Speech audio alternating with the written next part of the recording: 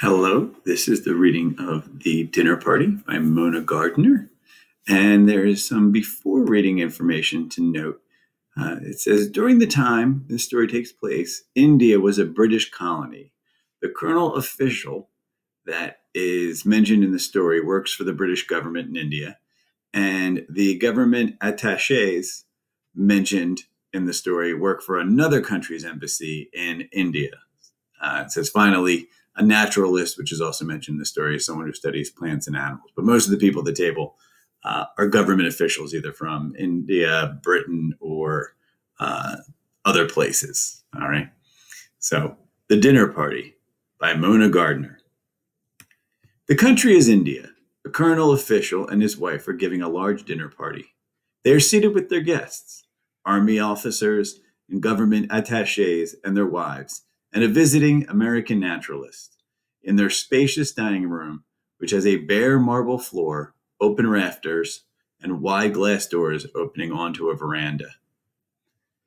A spirited discussion springs up between a young girl who insists that women have outgrown the jumping on a chair at the sight of a mouse error, and a colonel who says that they haven't.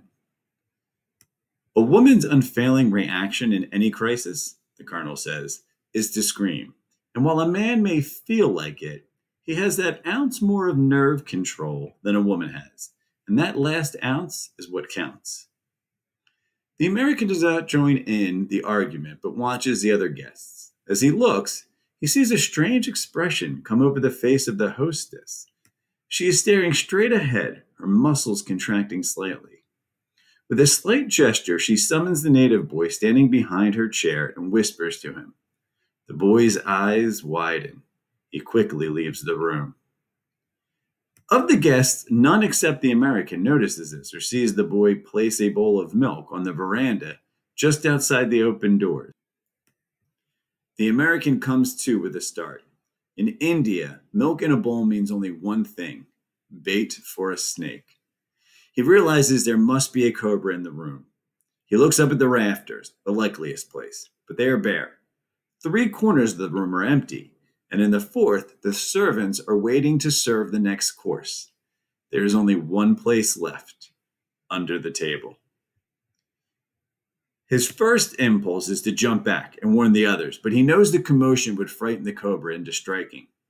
He speaks quickly, the tone of his voice so arresting that it sobers everyone. I want to know just what control everyone at this table has. I will count to 300, that's 5 minutes, and not one of you is to move a muscle. Those who move will forfeit 50 rupees. Ready? 20 people sit like stone images while he counts. He is saying 280 when out of the corner of his eyes, he sees the cobra emerge and make for the bowl of milk. Screams ring out as he jumps to slam the veranda doors safely shut. You were right, Colonel, the host exclaims. A man has just shown us an example of perfect control. Just a minute, the American says, turning to his hostess. Mrs. Wins, how did you know that cobra was in the room?